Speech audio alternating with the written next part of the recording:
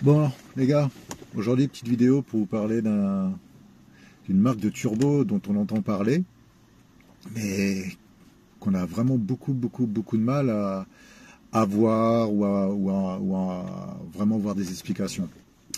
Donc je parle de Hydra Performance bien sûr. Euh, Tout le monde en entend parler et on voit pas beaucoup d'informations là-dessus. J'ai fait une petite vidéo. Concrètement, j'ai fait plein de petits montages. Alors attention, hein, on n'est pas sur du niveau farine de blé ou grand youtubeur. Je n'ai pas la prétention de faire ça. C'est pas, voilà, je veux pas de la YouTube monnaie. Je veux juste essayer d'expliquer un petit peu en français certains avantages ou inconvénients sur des montages. Vous verrez, hein, j'ai fait quelques petites vidéos concernant certaines choses sur le N54. Je pense que je vais continuer à en faire. Et là, j'aimerais vraiment vous parler des Hydra Performance. En l'occurrence, là, ce sont les Hydra Performance HP800 Gen 2. Donc, c'est des super turbos. Franchement, il n'y a pas de souci, c'est vraiment top. Maintenant, voilà, il faut appeler un chat un chat. Pour le prix, je pense qu'il y a des petites choses qui mériteraient d'être corrigées. Après, voilà, c'est des choses que vous pouvez corriger vous-même, qui n'engagent pas spécialement d'argent, juste un petit peu plus de temps. Ça a été un petit peu le brouillon hein, vous allez voir dans les images qui vont suivre un petit peu après. J'ai décidé de faire une petite vidéo une fois que c'était en cours. Donc vous ne verrez pas les turbos par terre démontés. Après, bon, on s'en fout, hein, on va dire un petit corps chaud, un petit corps froid avec une hélice bleue à l'intérieur. Bon, ça n'a pas d'intérêt. Et aujourd'hui, la photo en elle-même du turbo, vous pouvez très facilement la voir. Moi, je préfère parler de la partie technique, donc de ce qui va bien, de ce qui va pas. Donc quand vous achetez des Hydra, déjà, je vous conseillerais, c'est une fois que vos turbos sont démontés, c'est de bien vérifier l'orientation du corps froid. Notamment de la partie arrière, mais la partie, voilà, le turbo avant, vous pouvez contrôler aussi. Première fois, je me suis fait avoir, il y a eu une mauvaise orientation du corps froid, donc une fois en place, ça venait taper sur mon support qui est fixé sur le bloc, qui tient le support moteur. J'avais tellement galéré à monter les tôles par chaleur, les inlets relocalisés et compagnie, que j'ai préféré, vous allez le voir hein, sur la photo, mettre un coup de meule sur mon support en aluminium. J'ai comparé à l'autre support hein, qui est de l'autre côté. Je suis pas parti trop loin dans le délire puisque le support côté conducteur est usiné totalement différemment du support côté passager. Voilà, donc ça c'est la première étape sur Hydra Performance. Contrôlez bien l'orientation. C'est simple, hein, vous faites une simulation, on va dire à blanc. Vous mettez les turbos en place. Vous ne mettez pas les joints tout de suite. Vous mettez deux ou trois vis. Ça pose bien contre la culasse. Et ensuite remettez le support pour bien voir si tout est OK. Deuxième chose, très importante. Contrôle du réglage de la wastegate. Putain. Omar, si un jour tu vois cette vidéo, tu peux la traduire en français, règle bien tes wastegates s'il te plaît, franchement c'est un bordel. Donc sur mes premiers HP 650, mes wastegates étaient mal réglés, donc j'avais dû les régler après. Et là sur les HP 800 Gen 2, bon donc avant montage j'ai décidé de faire un petit contrôle, et heureusement, ils étaient encore une fois, c'était mal réglé. Alors en plus avec l'orientation du corps froid qui était mal réglé, concrètement il y a un moment pour le turbo arrière, quand on crée une dépression donc sur la wastegate, elle ne s'actionnait pas tout de suite, elle se fermait d'un coup tellement la tige était mal orientée et il y avait une contrainte dessus. Donc voilà, c'est une petite connerie, ça fait chier. Je me dis juste que pour des turbos à plus de 3000 balles, bon, ce serait pas mal quand même de jeter un petit coup d'œil là-dessus. Voilà, que ce soit bien fait. Mais encore une fois, le réglage du corps froid, on a juste une pince circleps coudée, on l'oriente, c'est nickel. Réglage des wastegates, juste un petit pistolet à dépression, moins 7,5 INHG, et vraiment s'assurer que donc que la wastegate est bien fermée, elle ne tourne plus à la main. Voilà, ça c'est bon, c'est réglé. Ensuite, vous verrez sur eDry, on a aussi, pour le système d'outlet, on a ce que je vais appeler un Y-pipe en alu. Je dirais que cet Y-pipe, il n'est pas vraiment de bonne facture. Ça ressemble plutôt à un truc fait en aluminium recyclé. Vous verrez des fois, on voit des petites vidéos, ça se passe dans les pays un petit peu pauvres, Afrique, etc. Où vous voyez des gars qui vous fabriquent des pièces en aluminium avec des canettes ou des bombes aérosols qui font fondre. Ils mettent ça dans un moule. On a une espèce d'alu un peu brut. Je ne vais pas dire que on en est là, mais presque. L'alu est très très brut. Alors il est super épais, hein, par contre il n'y a pas de problème. J'ai fait quelque chose qui a peut-être pas beaucoup d'importance, mais en tout cas j'ai repassé la Dremel partout à l'intérieur pour avoir quelque chose quand même de plus lisse, de vraiment plus propre. Est-ce que ça a servi à quelque chose? Je sais absolument rien, mais c'est juste, allez, c'est psychologique, on va dire. Maintenant, attention, hein, encore une fois, c'est juste un petit détail. Voilà. Et il y a aussi pour moi, j'estime les colliers qui sont vendus avec les durites qui sont pas top. C'est des espèces de colliers un peu Serflex, on dirait des colliers de tuyaux d'arrosage de meilleure qualité, attention. Hein. D'ailleurs, Omar, lui, m'a dit qu'il aimait pas spécialement ce qu'on appelle les pinces, lui préférait vraiment ce type de collier. Bon, moi j'ai utilisé les colliers qu'on peut trouver, qui se règlent avec un petit écrou de 10, donc on trouve sur Ali ou n'importe où. Je mets juste un contre-écrou dessus, ça fait le job, ça n'abîme pas les durites. Voilà, donc je trouve ça vraiment, pour moi c'est ok. Voilà, à part ça, c'est tout. Il n'y a pas d'autre chose, c'est juste ces deux ou trois petites choses là qui font contrôler. Donc réglage du corps froid, contrôle et réglage du corps froid si possible, contrôle et réglage de la wastegate, je vous le conseille, ça vous évitera des surprises. Le problème c'est que si la wastegate est mal réglée, vous verrez qu'en fait à un moment vous allez avoir un boost peut-être qui se casse la gueule, ou vous allez vraiment avoir beaucoup de mal à atteindre la consigne. Et ça se trouve, vous allez vous dire, bah non, j'ai des turbo Hydra Performance, c'est ce que je me suis dit au début, hein. J'ai des turbo Hydra Performance, donc j'ai sûrement une fuite de boost. Donc je me suis cassé la tête à refaire tout mon circuit, tout recontrôler, alors qu'en fait c'était une wastegate qui était mal réglée. C'est con, mais c'est comme ça. Donc voilà. Il y a un passage, vous verrez, il y a des choses que je n'ai pas filmées. La mise en place de mon intercooleur 7,5. Je pense qu'il y a d'autres vidéos, hein, et tout le monde, la plupart des gens connaissent un petit peu qu'est-ce qu'il faut faire. Et là où j'ai loupé aussi, c'est l'installation de mon radiateur de refroidisseur de transmission BMS. Je me suis un peu fait chier. On va pas se mentir, je m'attendais à un truc vraiment... oui, plug and play, mais sans avoir de modif, de quoi que ce soit à faire. Et je me suis bien fait chier. Alors peut-être que je m'y suis mal pris. Peut-être, hein, attention, je dis pas. Mais j'ai bien galéré, au point que en fait, j'ai pas du tout pris mon téléphone et filmé quoi que ce soit, tellement ça m'a pris la tête. Voilà. Donc pourquoi je suis passé sur le radiateur BMS, pareil, vous allez le voir un petit peu dans la vidéo qui va suivre. Je l'ai fait tout simplement parce que j'ai décidé de passer sur un...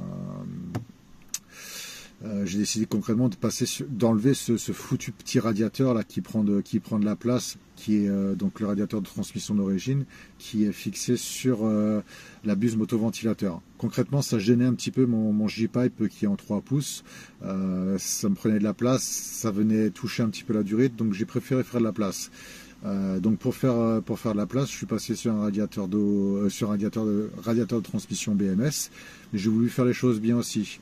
Vu que le circuit d'eau pour refroidir la boîte, je m'en servais plus, je suis passé sur un radiateur de liquide de refroidissement de 335i boîte méca, et je suis passé sur la pipe à eau entre les deux turbos, boîte méca aussi. Vous entendez, petite mise à jour de l'horloge. Voilà. Donc comme ça me permet d'éviter d'avoir des durites de flotte qui sont en attente et mettre des bouchons partout, et ça me fait beaucoup plus de place pour passer un petit peu tout mon circuit de Sural en 3 pouces. Notamment aussi mon l'outlet AliExpress Hydra Performance. Voilà, vous allez voir, j'ai essayé de filmer quand même pas mal de choses.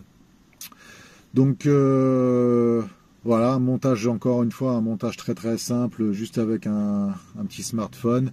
Pas de montage vidéo, c'est juste pour vous donner quelques explications et puis vous ayez un petit peu une vue d'ensemble sur comment ça se passe quand on installe les hydras et pour pas être embêté. Voilà, il y a des petites choses à prévoir, rien de compliqué. On n'est pas non plus sur un niveau expert pour le montage, mais ça prend un petit peu de temps. Il y a des petites choses à ajuster et ça va bien se passer. Encore une fois, vous n'êtes pas spécialement obligé de démonter le berceau. C'est vrai qu'au début, à chaque fois, je démontais le berceau pour faire le démontage des turbos. Finalement, j'ai essayé la technique du décalage de berceau. Hein. Donc concrètement, on maintient le moteur par le haut. On détache tout ce qui est support moteur. Et j'enlève aussi la biellette bar stable, comme ça me permet, et je dévisse aussi entièrement le berceau. Le berceau en fait est en suspension et il tient par les bras et on a largement assez de place pour faire tout ça. Ça vous évite de démonter tous les bras, de démonter le boîtier de direction, de foutre de l'huile un petit peu partout, de déconnecter la colonne, etc. Donc voilà, ça évite quand même pas mal de choses et ça passe relativement bien. Donc c'est vrai que vous embêtez pas à faire le démontage du berceau complètement. Voilà, à savoir que moi je l'ai fait, on va dire c'est l'équivalent de chandelle. Hein. J'ai eu un petit pont, pour une fois j'ai eu un petit pont mobile là que j'ai emprunté au travail. Ça lève à peu près 50 et quelques centimètres du sol. Donc bon. C'est pas énorme, mais c'est comme un travail sur chandelle. Donc sur chandelle, ça se fait bien aussi. Il n'y a pas de piège. Donc la suite en vidéo juste après ça. Voilà, donc les hydras sont en place. HP 800 Gen 2. Donc là, on est sur le système d'outlet. D'origine, il n'y a pas de protection. Ça, c'est une protection de tuyau hydraulique. Ils appellent ça de l'anti-jet. J'ai préféré mettre ça parce qu'en fait, la durée de silicone, là, concrètement, elle est en contact avec le châssis. Donc, je voulais pas qu'il y ait d'usure. Donc, je préfère que ce soit, on va dire, ça qui s'use avec le temps. Si vous achetez les hydras, n'oubliez pas de bien contrôler l'orientation du corps froid. Parce qu'en fait, s'il est mal orienté, il a tendance à taper contre le support qui est censé venir ici.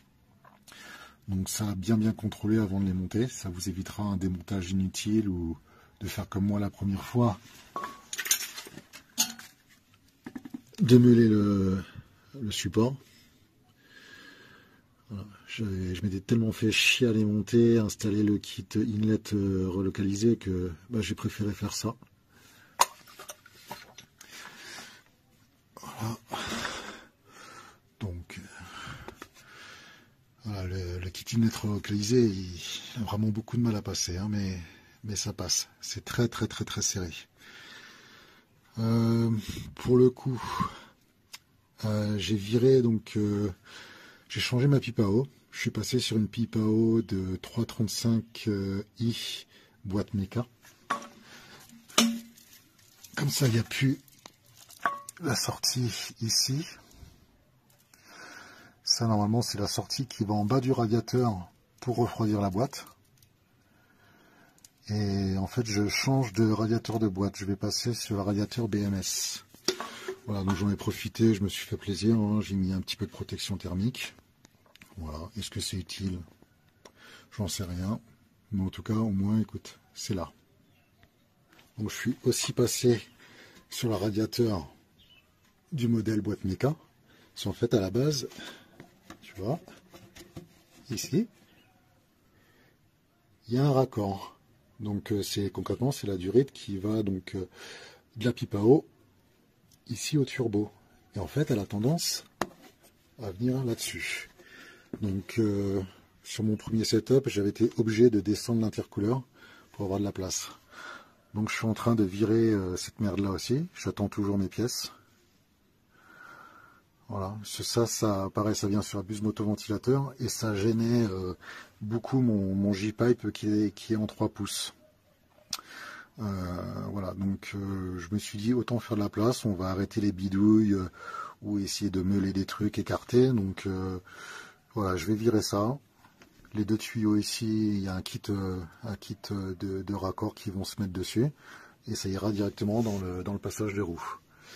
Voilà, donc bon, là-bas on aperçoit un peu le Y-pipe.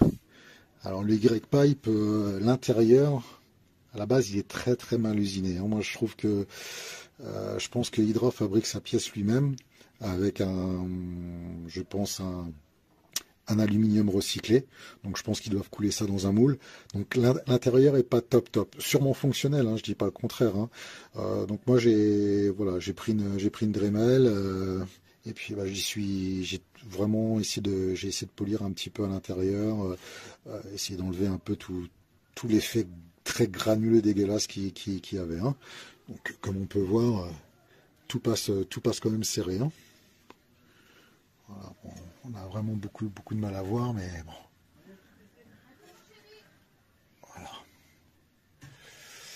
Voilà, donc le remontage avance doucement, mais ça avance. Alors pour les inlets relocalisés, ça a été un peu la fièvre. Voilà. J'ai changé la durite aussi en bas, juste ici en fait. Hydra avant nous fournit une petite durite normale, droite. Moi j'ai pris l'espèce de durite avec je sais même pas comment ça s'appelle, avec une espèce de bosse au milieu. En fait, ça me la rend un petit peu plus flexible et comme ça j'ai pu tout incliner. En fait, on voit que sinon ça touche beaucoup l'inlet. Donc il a fallu trouver des solutions. Donc je pense que c'est plutôt propre, ça va. Voilà. Donc il n'y a vraiment pas beaucoup de place. Voilà. J'ai pareil la plaque par chaleur, je l'ai changé aussi. Je suis passé sur une autre marque. Bon, on la voit, on a vraiment beaucoup de mal à la voir. Une fois qu'il y a tout. Bon, ça c'était ma plaque par chaleur Hydra à la base. Alors le problème c'est qu'elle est vraiment en tôle très fine.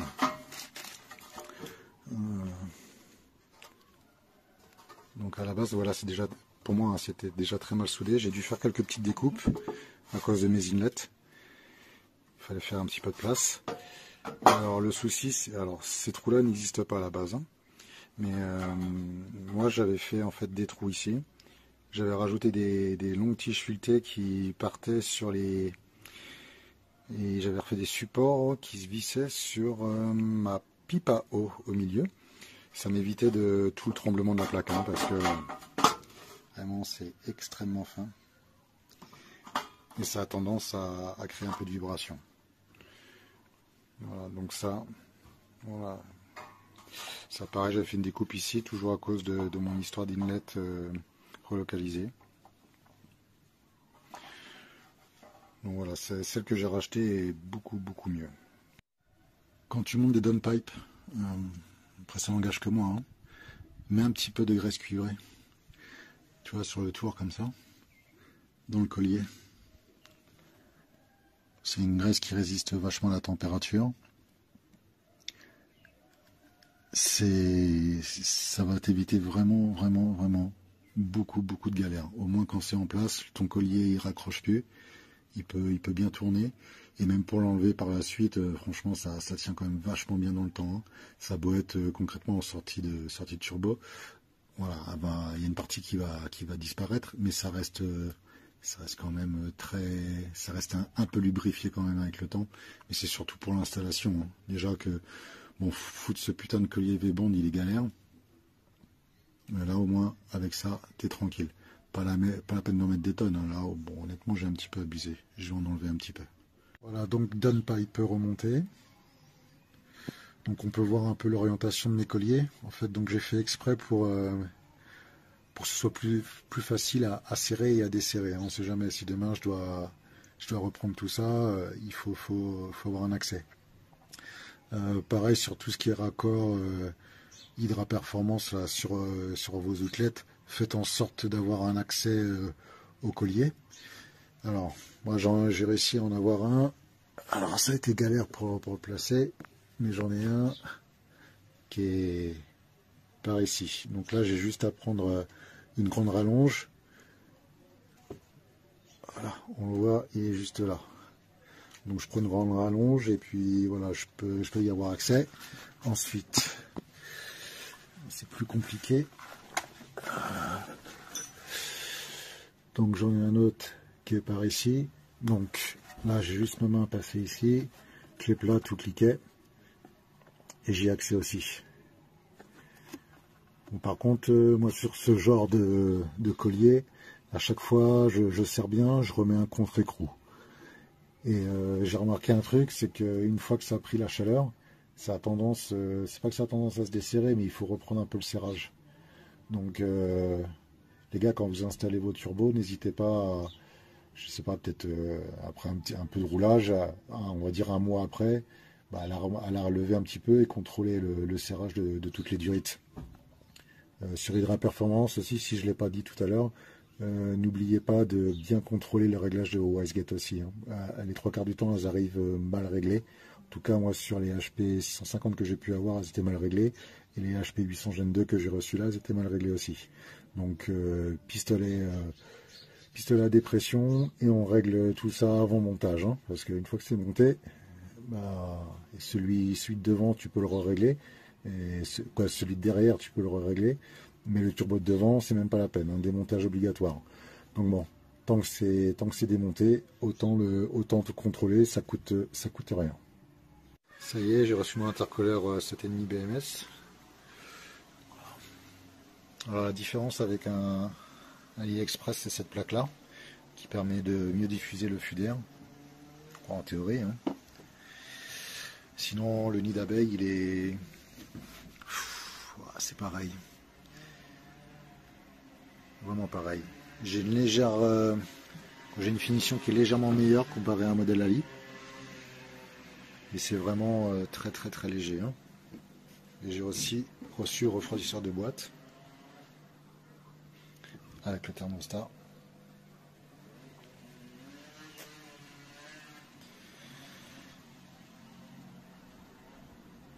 Voilà. Il n'y a plus qu'à installer tout ça. Donc une fois que tout est en place, voilà ce que ça donne. Ok, donc j'ai installé un seul réservoir de vide. J'ai pas trouvé la place pour mettre le deuxième proprement. Donc j'ai légèrement modifié. Hein. Donc 2 entrées, 2 sorties. Voilà. Vu que j'habite à l'île de la Réunion, il y a quand même beaucoup de relief. J'ai préféré quand même avoir un réservoir de vide que pas du tout. Voilà, au moins c'est un peu mieux quand même. Voilà, pour ceux qui ne l'avaient jamais vu encore, bon par injection méthanol. 7 buses, donc une buse par cylindre et une en charge pipe. Pourquoi ce montage là? Parce que tout simplement je n'ai pas de 85 à la pompe. J'ai que du samplon 95 qui est plutôt du 93. Donc pour obtenir des bonnes performances, autant vous dire que si on n'a pas ça, on est obligé de se contenter de peu. Vu que j'ai l'admission relocalisée, forcément, bocal de liquide refroidissement 335D, ainsi que le support de direction assistée aussi. Charge pipe prévu pour le réservoir 335D aussi, avec une inclinaison un petit peu spécifique. Voilà. J'ai pas filmé l'installation de l'intercooler puisque bon, c'est un 7,5 et des vidéos on en a plein. Donc voilà, honnêtement je me suis pas embêté avec ça. L'installation du réservoir du radiateur de trans, alors ça a été un petit peu la misère.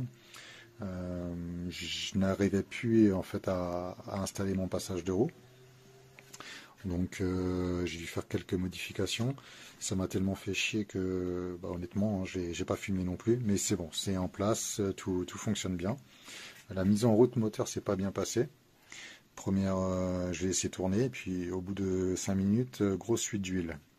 mais vraiment une mare d'huile par terre, à cause de ma connerie. Donc on reconnaît tous tuyau de graissage haute pression. Et j'avais mal monté cette partie-là. Le joint torique, lui, il s'était coincé un tout petit peu. Donc en fait, j'avais toute ma pression d'huile qui sortait par ici. Donc il a fallu que je remette ça en place. Hors de question de tout démonter. Donc j'ai juste démonté mes downpipes et la plaque qui va au-dessus. Et ensuite, j'ai pris mon pied à essayer de remettre un nouveau joint ici. Je peux vous assurer que pour ceux qui connaissent, que c'est rigolo. Très très rigolo à faire. Voilà. Quand on démonte rien, j'ai même pas rouvert mon circuit de flotte ou quoi que ce soit, pas redécalé mes turbos. J'avais trop de choses montées et j'en avais vraiment marre. Mais j'ai quand même réussi à le mettre proprement. Ça ne fuit plus, tout est ok. Mais ça a été une grosse contrariété pour moi d'avoir un mauvais démarrage. Ça m'est jamais arrivé jusqu'à présent. Voilà, donc mis à part cette petite mauvaise aventure, tout a été nickel. Voilà, donc je remets ça dans des angles différents.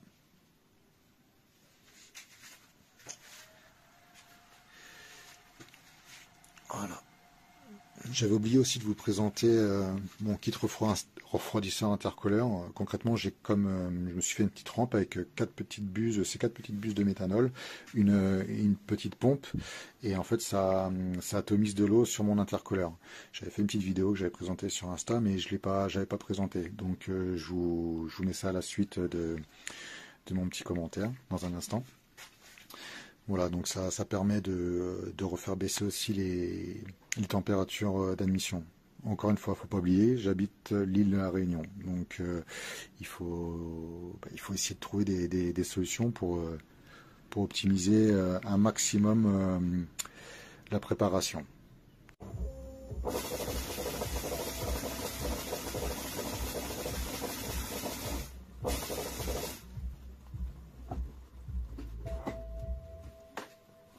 Vous en pensez quoi? C'est plutôt rigolo ce petit système d'arrosage intercolaire.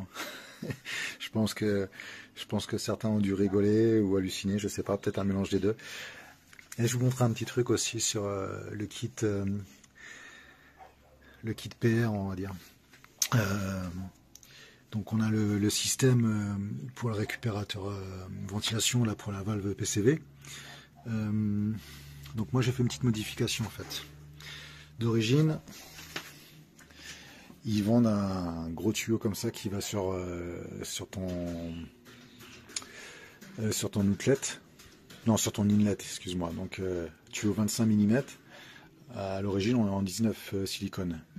Et ensuite ça va sur normalement l'espèce de réchauffeur PCV. Et ensuite on retourne sur le récupérateur d'huile. Alors ça j'ai supprimé, hein, parce que les gars, pour faire passer ça, du rythme de merde comme ça, c'est compliqué. Donc le réchauffeur, on n'en a pas besoin. Et en plus, le fait de le débrancher, ça ne génère pas de code défaut.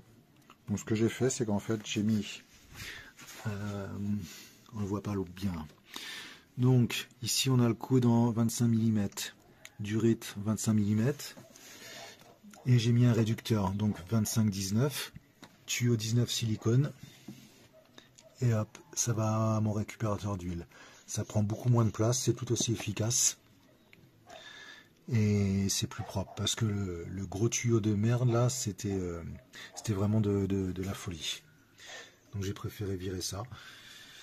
Et voilà. Bon, bah, normalement, il n'y a plus qu'à prendre la route et essayer de faire un petit essai. Bon, voilà, on arrive un petit peu à la fin de la vidéo. Donc j'espère que les petites explications ont été plutôt claires. Et vous savez un petit peu comment ça se passe lorsqu'on installe les turbos Hydra Performance. Voilà, donc pas spécialement de piège, hein, donc encore une fois, contrôle de l'orientation du corps froid, réglage de la wastegate, une petite gaine de protection sur l'outlet, et puis vous êtes tranquille. Voilà, donc pour moi ça vaut vraiment chaque euro. Voilà, chaque euro que vous allez dépenser dans ces turbos, ça les vaut très largement. C'est des turbos qui vous donnent pleine puissance du début jusqu'à la fin.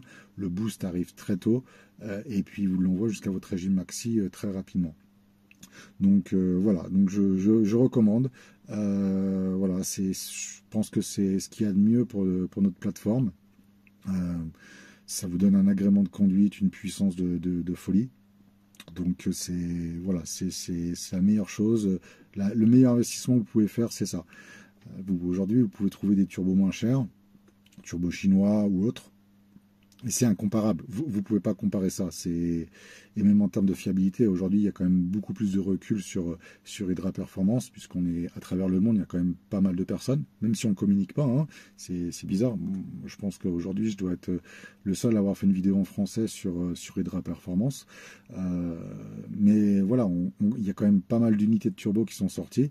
Et voilà, on sait que ces turbos ont été prouvés et éprouvé dans le temps et il y a aucun problème, c'est la référence. Aujourd'hui, je pense que ça vaut même pas le coup de s'embêter à passer sur du single turbo. Quand vous voyez la puissance que ça peut sortir, aujourd'hui, je pense que voilà, on peut atteindre des chiffres destructeurs de blocs, mais le turbo, lui, il sera déjà présent. Donc, les gars, foncez. C'est vrai qu'il n'y a pas de site de e-commerce directement avec Hydra, il faut les contacter par mail ou sur les réseaux, mais vous pouvez leur faire confiance. C'est une boîte super sérieuse, il n'y a absolument aucun problème là-dessus. Voilà, donc c'est vraiment top. Voilà, quoi dire d'autre? Je pense que certains auraient voulu peut-être une vidéo en roulant. Ça ne sera pas possible malheureusement pour la simple et bonne raison que ce soit de façon en France ou que ce soit plus en ce moment à La Réunion, il y a quand même une grosse répression, une grosse surveillance des réseaux et voilà, des réseaux sociaux, on va dire, de personnes justement qui font des vidéos de pouce ou de run, d'accélération sauvage. Voilà. Chez nous, en ce moment, c'est un petit peu compliqué. Hein. Beaucoup de véhicules saisis, donc il y a beaucoup de répression. C'est plutôt chaud.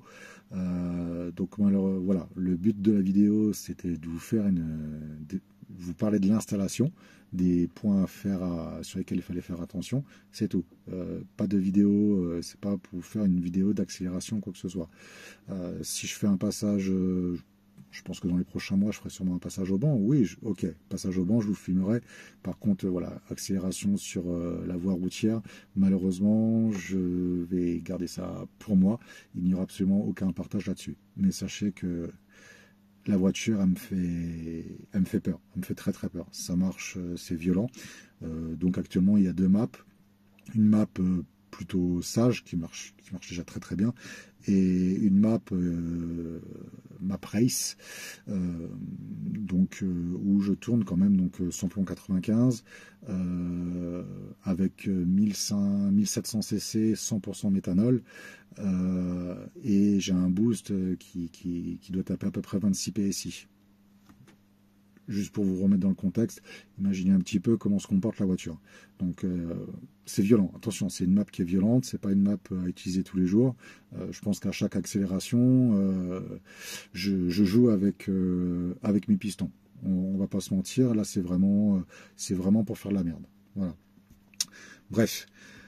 Voilà, si vous avez des questions, de toute façon, bah, vous pouvez m'envoyer des messages ou des petits commentaires, il n'y a pas de souci. Après, vous savez que je suis très présent sur le groupe Passion 974, Passion 974, Passion N54, excusez-moi. Voilà, donc voilà, n'hésitez pas, si vous avez des questions, j'essaierai d'y répondre au mieux.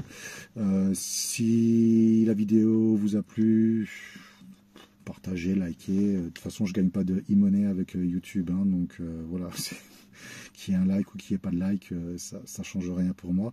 Mais en tout cas, j'espère que ça a répondu à quelques-unes de vos questions et que vous y voyez vraiment beaucoup plus clair sur l'installation des Hydra. Et voilà, et vraiment, prenez le temps, mettez de l'argent de côté, vraiment, mettez de l'argent de côté, soyez pas pressés. Mais achetez des bons turbos. Voilà, arrêtez avec des turbos chinois de merde. Ça sert à rien. Voilà. Là, vous allez patienter un an, tranquillement, rester avec vos stages 1, au stage 2, ou peu importe. Voilà, nous bloquez un petit peu le véhicule, mais mettez l'argent de côté et faites-vous plaisir avec des turbos qui en valent vraiment la peine.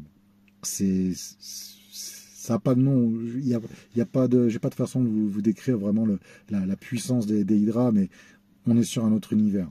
Donc si vous voulez rentrer dans cet univers, un peu d'argent de côté et faites-vous plaisir avec des choses de qualité. Bon les gars, salut.